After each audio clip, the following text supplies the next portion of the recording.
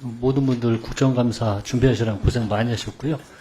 아까 사무총장님께서 네. 사과의 말씀을 하셨으니까 질의는 않겠습니다. 그런데 똑같이 어떤 가정을 전제로 아직 현재 재판이 진행 중이고 그런데 그것에 대해서 좀 섣부르게 490 얼마를 반환해야 된다 그런 거 꼭 좀 유의를 해주시기 바랍니다. 똑같이 적용을 해주시기를 부탁 말씀 드리고요. 지금 최근에 1년에 일어나는 일들을 보면 저희들이 아직 고민도 하지 않았고 할 필요가 없었던 문제들입니다. 오늘 하는 이야기들이요. 왜 그러냐면 예를 들어서 대통령 여사께서 당무와 선거에 개입하지 않는다는 것은 오늘 법률적 의미를 떠나서요. 상식적인 문제입니다. 제가 개인적으로 요즘 한국 근현대사에 대한 책을 다양한 시각의 책을 대학때 읽고 지금 다시 읽고 있는데 한 번도 여사 문제로 역사적으로 이렇게 시끄러운 적이 한 번도 없었습니다. 선거 1년의 과정들을 통해서. 이 야당은 또 이렇게 주장을, 여당에서는 이건 이제 공세라고만 하는데 야당에서는 이런 문제를 제기를 안 할 수가 없습니다. 그리고 전 국민적인 관심사로 떠올랐고요. 왜? 여당의 대통령실 행정관이 여사 개입을 공식적으로 인터뷰합니다. 그리고 함께 지내왔던 선거 브로커로 치부를 하고 있는데 선거 과정에 예를 들어서 김종인 전 대표를 만나고 오는데 차량에서 대통령과 이 명태균 이 사람이 함께 내려서 와서 이야기를 하고 주요 정치권 인사를 만나는데 이 사람이 했다는 게 범여권 인사들의 입을 통해서 나오고 있는데 야당에서 그래서 이게 전국민적인 관심사가 됐습니다. 야당에서는 문제 제기를 안 할 수가 없는 문제이고요. 그리고 여사께서 지금 주가 조작 문제에 대해서는 법원도 관련성을 인정을 했고 디올백은 전 국민이 쳐다보고 있고 방금 이 문제는 여당에서 지금 이야기가 나오고 있는데 저희들이 문제 제기를 안 할 수가 없다고 생각이 듭니다. 그리고 보통은 저희들도 지역선거를 하나 이 대통령 선거를 하나 똑같이 이런 비슷한 사람들이 많습니다. 근데 원칙적으로 하면은요 그런 사람들한테는 훨씬 더 못해요. 이런 사람들이. 그리고 법과 기준에 따라서 딱 이미 주요 정당들이 되면 법과 질서가 여러 번의 선거를 통해서 다 돼 있습니다. 이건 법적으로 어떻게 되고 법률팀이 있어서 다 조사를 하고요. 그런 노하우가 전수됐다면 이런 브로커가 훨씬 더 할 수 없었는데 이런 브로커가 꼈다는 것 자체가 굉장히 역사적으로 불행한 일이고요. 그리고 이런 문제가 됐다는 것이요. 지금 여러 의원님들이 제기를 했습니다. 근데 이런 문제도 나왔어요. 여사께서 9차례 걸려서 텔레그램을 했는데 단수로 하면 나 역시 좋지. 근데 기본 전략은 경선이야. 이 사람이 9번 연락을 했는데 여사 한 차례 이 사람은 이게 답변을 했다는 겁니다. 단수가 나 역시 좋지. 이런 이야기를 아까 제가 처음 상식이라고 이야기를 했는데 이런 브로커한테 대통령 영부인이 왜 텔레그램으로 답을 합니까? 자, 그래서 제 법리적인 걸 떠나가지고요. 선관위에 물어봤더니 이럽니다. 배우자가 선거운동을 할 수 있습니까? 없습니까? 법률적 규정은 공무원 신분이 아니니까 별도 규정이 없죠. 그럼 법적으로는 할 수 있는 자에 해당하는 거 아닙니까? 그럼 제가 상식적인 선에서 한번 물어보겠습니다.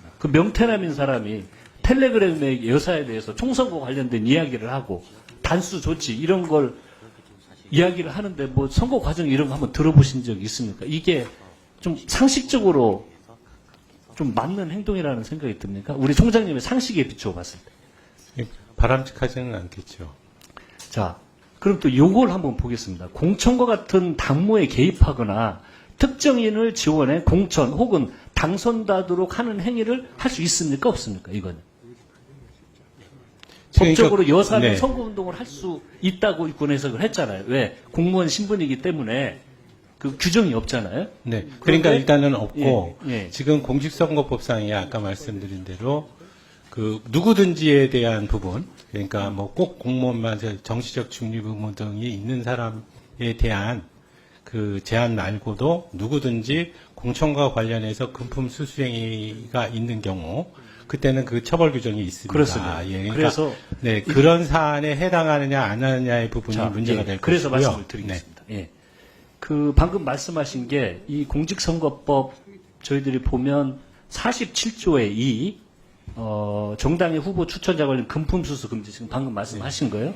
그 내용이 57조의 5 당원 등 매수 금지, 네. 또 230조 매수 및 이도 유해죄, 여기에는요 누구든지, 네. 여기 보면 주어가 누구든지, 누구든지. 예, 250조든 57조의 5든 주어가 누구든지 당내 경선에서 후보자를 선출되게 하거나 되지 못하게 할 목적, 금품, 그 밖의 재산상의 이익 또는 공사의 직을 제공하거나 그 제공의 의사를 표시하거나 그 제공을 약속한 행위를 할 수 없다. 주어는 누구든지입니다. 그럼 이걸 알려면 모르잖아요, 아직 현재 우리가. 그리고 수사는 하지 못하고 결정은 수사기관에서 할 텐데 지금 제기된 여러 가지 의원님들이 제기된 문제에 대해서 예를 들어서 뭐 3억 6천 여론조사를 뭐 가지고 갔는데 창원 의창에 공천을 했다는 명태균 씨의 주장, 이런 주장들이 막 나오고 있지 않습니까? 그러면 이 법을 적용을 하면 이 여사도 만약에 이 법률 위반되면 여사도 처벌이 되는 거죠. 이 사항이 해당이 되면. 거기서는 이제 권한자 부분이 이제 나오고. 근데 누구든지 같습니다. 제가 네, 했던 누구든지인데 팀장님이 했던 예, 여사님이 했던 예. 누구든지 해당이 되는 네. 거잖아요. 그래서 제가 말씀은 적어도 이것이 지금 전 국민적인 관심사로 떠올랐고 그리고 많은 국민들이 의심을 하고 있습니다. 그 의심의 저변에는 국정 운영 전반에 대한 신뢰도가 대단히 하락을 해서 회복하기 힘들 정도로 이렇게 됐기 때문에 특히 이런 문제에 대해서는 국민적인 관심사가 큽니다. 그러면 선관위에서 할 수 있는 판단은 수사기관에서 하더라도요.